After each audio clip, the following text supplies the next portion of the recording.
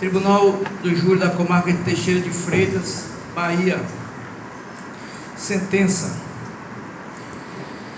Processo crime 0300 230 40 2015 805 0256. Autora Justiça Pública, réu Ismael de Jesus Moraes. O réu Ismael de Jesus Moraes foi pronunciado como incurso nas penas do artigo 121, parágrafo 2º, incisos 2, 3 e 4 do Código Penal, homicídio qualificado pelo motivo fútil, pela asfixia e pelo emprego de recurso que dificultou ou tornou impossível a defesa da vítima, bem assim incurso nas penas do artigo 211 do Código Penal, ocultação de cadáver.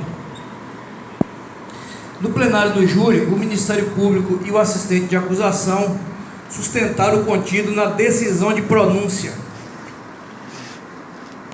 A defesa sustentou a tese de lesão corporal seguida de morte e subsidiariamente a tese de homicídio privilegiado, tendo aduzido que o réu Ismael agiu sob o domínio de violenta emoção, logo em seguida a injusta provocação da vítima.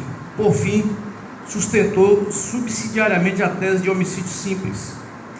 Assim foram formulados duas séries de quesitos nos seguintes termos.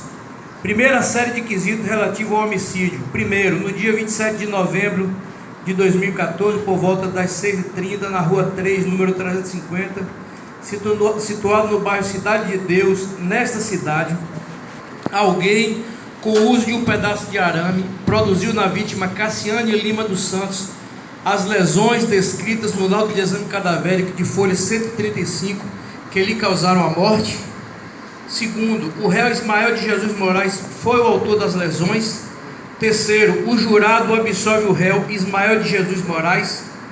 Quarto, o réu Ismael de Jesus Moraes, ao agir, não quis o resultado morte, nem assumiu o risco de produzir o resultado morte.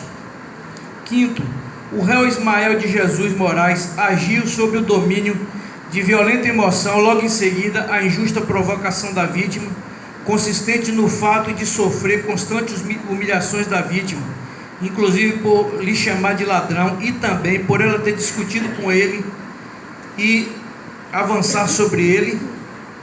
Sexto, o réu Ismael de Jesus Moraes matou a vítima por motivo fútil, consistente no fato de ela, referindo-se a ele, ter dito que ladrão tinha que ser preso. Sétimo, o réu Ismael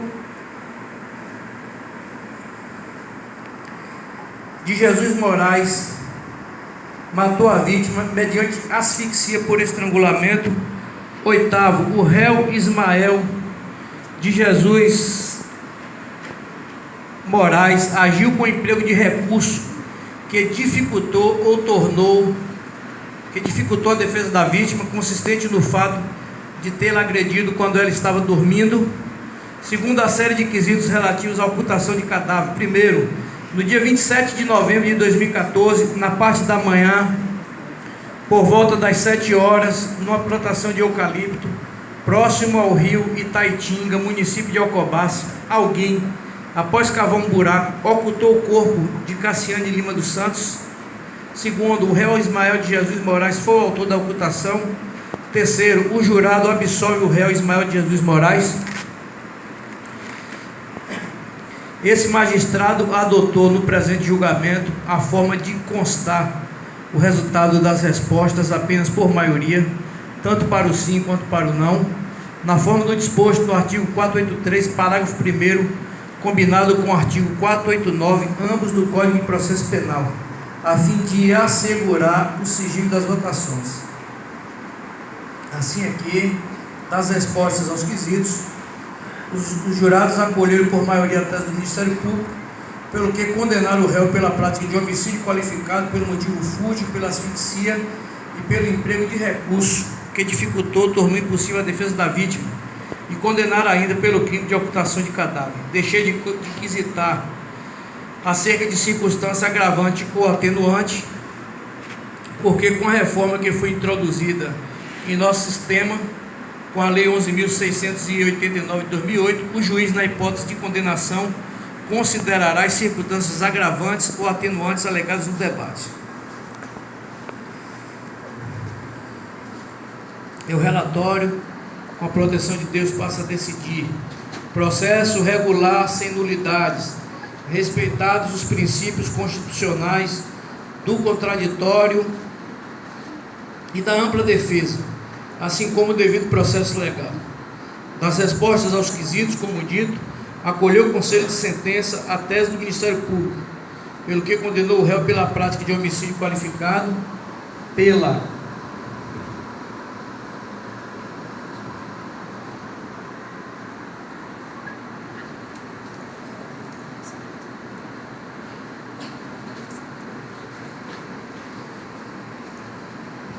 pelo motivo fútil, pela asfixia e pelo emprego de recurso que dificultou ou tornou impossível a defesa da vítima, bem como o crime de ocultação de cadáver, na forma do artigo 121, parágrafo 2º, inciso 2, 3 e 4, e artigo 211, ambos do Código Penal. Assim, considerando que dos autos constam e dos princípios de direito aplicável à espécie, considerando a decisão do Conselho de Sentença, julgo procedente a denúncia para condenar o réu na forma acima capitulada. Passo à dosimetria da pena. À luz do artigo 59, vê-se presente a culpabilidade do réu, sendo o fato dotado de reprovabilidade no grau máximo. Homem simples, porém, poderia muito bem ter evitado a prática do delito. Quer dizer, não havia na situação a necessidade de ceifar a vida da vítima, tendo agido com extrema brutalidade, com extrema covardia, e esta consistiu no fato de que ele, determinado a matar a vítima, certificou-se de que ela estaria sozinha em casa, tanto que ele, ao ser interrogado em juízo às folhas 277, disse ter chamado pelo pai da vítima, a fim de ver se ele estava em casa, mas quem ele queria encontrar era a vítima. Aliás, ele já sabia que a vítima iria estar em casa sozinha. Ele já sabia que Revenildo, pai da vítima, estava viajando. Sabia que a mãe da vítima havia saído para trabalhar e que os irmãos da vítima haviam saído para a escola. Chamou o pai da vítima pelo nome apenas para se certificar de que realmente o pai dela ali não estaria. Enfim, todos que de alguma forma poderiam ajudar a vítima ali não estavam. Assombra-se a covardia na medida em que matou a vítima no momento em que ela estava dormindo, e pergunta-se como uma pessoa que está dormindo pode se defender. A frieza e a insensibilidade moral do réu se estamparam com clareza solar, e para tanto valem-me de todas as provas produzidas nos autos. Premeditou a morte da vítima, tendo entrado na casa desta, portando um pedaço de arame, o qual ele utilizaria para estrangular a vítima.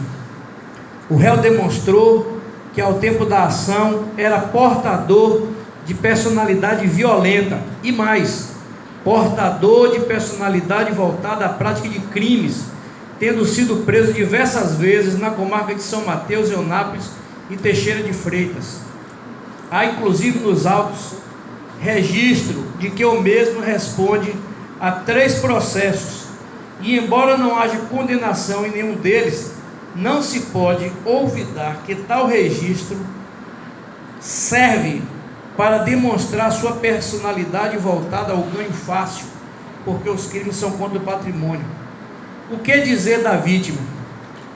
Excelente aluna, excelente filha, excelente irmã, serva do Deus Altíssimo, uma frágil garota, sofredora, não praticou qualquer ação que pudesse despertar a sanha assassina do réu.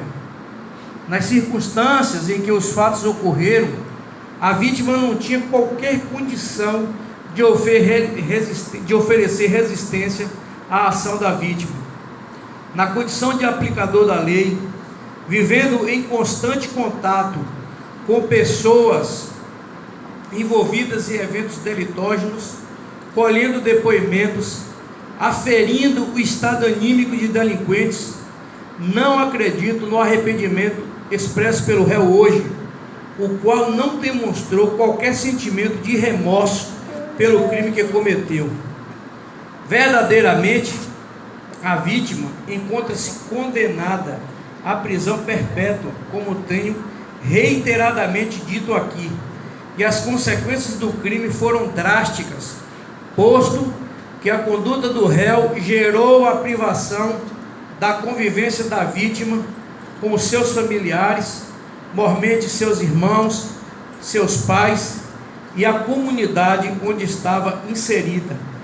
Enfim, a vítima foi morta e, como bem decidiu o conselho de sentença, repita-se, por motivo fútil, a traição e com emprego de recurso que dificultou a sua defesa. Soubesse a vítima que ali encontraria o seu algoz, certamente se esconderia em lugar seguro. A mãe da vítima, num ato natural de defesa da prole, temendo que o réu viesse a praticar atos contra alguém de sua família, mudou a sua rotina de vida, a ponto de pedir demissão do trabalho no turno noturno, tecnicamente primário réu, assim visando a aplicação necessária e suficiente para a reprovação e prevenção do crime. Fixe-lhe a pena base para o crime de homicídio triplamente qualificado em 22 anos de reclusão. Não vislumbro circunstância agravante militando em face do réu, embora veja a existência de uma circunstância atenuante da confissão, pelo que reduz a pena em 1 ano, pelo que torna a pena definitiva em 21 anos de reclusão, por não vislumbrar a existência de causa de aumento ou diminuição de pena. Para o crime de ocultação de cadáver, fixa a pena base em 2 anos de reclusão e 50 dias multa, cada dia multa no mínimo legal. Vislumbra atenuante da confissão, pelo que reduz a pena de 6 meses, tornando-a definitiva em 1 ano e 6 meses de reclusão e 50 dias multa, cada dia multa no mínimo legal, a míngua de causa de aumento ou diminuição de pena. Para o cumprimento de pena, deverá o réu cumpri-la no regime inicialmente fechado e com base no artigo 69 do Código Penal. Promovo a soma das penas, resultando em 22 anos e 6 meses de reclusão e 50 dias multa, cada dia multa no mínimo legal. Promova-se a liquidação da pena com a respectiva detração penal. Para a hipótese de recurso, deverá o réu permanecer preso por vislumbrar os requisitos da prisão preventiva, devendo ser mantida a ordem pública. Condena o réu ao pagamento das custas processuais, bem assim declara a suspensão dos seus direitos políticos por todo o tempo da condenação, se eleitor for. Transitada em julgada sentença, lance-se o nome do réu no rol dos culpados. Espeça-se carta de guia provisória na pendência de eventual recurso das partes. Espeça-se carta de guia definitiva, caso transite a presente sentença em julgado. Sentença publicada e lida no plenário do Tribunal de Júri Teixeira de Freitas, aos 5 de dezembro de 2015, às meia-noite e 34.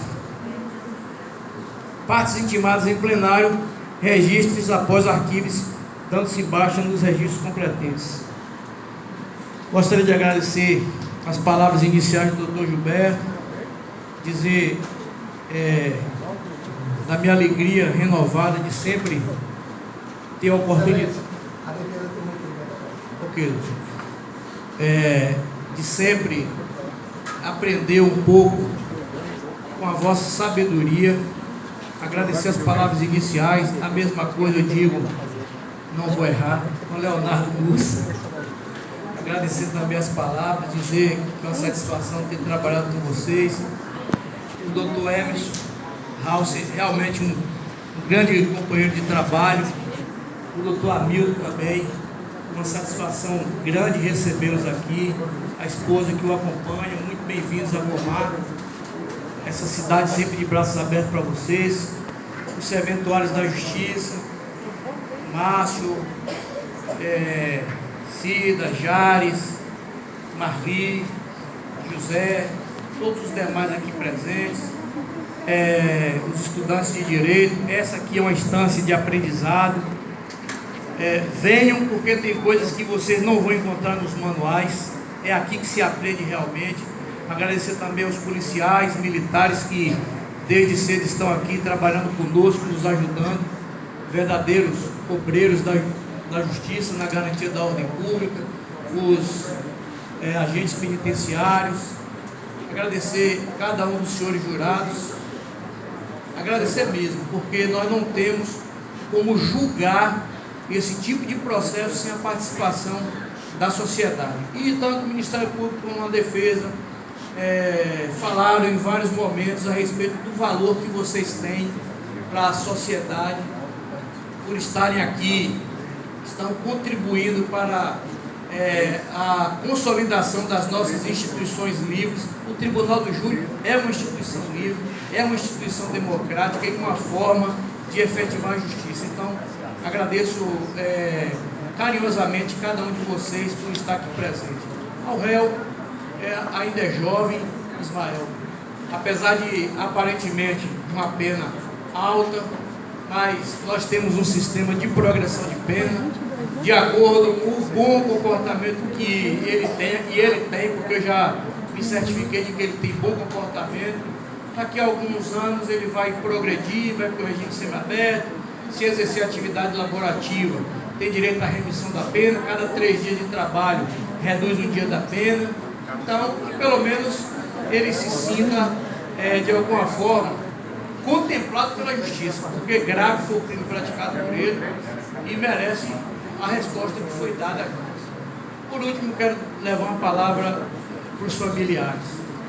Foi perguntado aqui pelo doutor Hamilton, por que Deus permitiu isso? Isso é um mistério que provavelmente nós só vamos descobrir quando nós estivermos na eternidade. Por que Deus permitiu que a Cassiana, uma menina terna, uma menina assim, maravilhosa, querida por todos, realmente uma serva de Deus, por que Deus permitiu isso? Qual a palavra que nós temos aqui para dizer, doutor Hamilton? De que forma nós podemos responder a essa indagação? Mas eu tenho uma resposta. Agora, só um instante, agora, de uma coisa nós temos certeza, ela foi colhida para os braços do Senhor. Isso é que verdadeiramente importa. Um dia, nós somos, eu também sou, eu sou um evangélico, sou um servo de Deus, e creio no que está escrito na Bíblia, creio na palavra do Senhor. E um dia, nós haveremos de nos encontrar na eternidade, se Deus quiser. E vocês vão, um dia, se encontrar com a Cassiane novamente. Que Deus conforte o coração de vocês e que guarde vocês de todo mal. Declaro encerrados os nossos trabalhos e um bom dia para todos, porque já passou. Excelência, Não pode bater palma. Não. Pois não, doutor, pode requerer. Permite mostrar, a defesa é examinada com a respeitada sentença que condenou o acusado. Vem da mesma época. Apelar. Por que, doutor?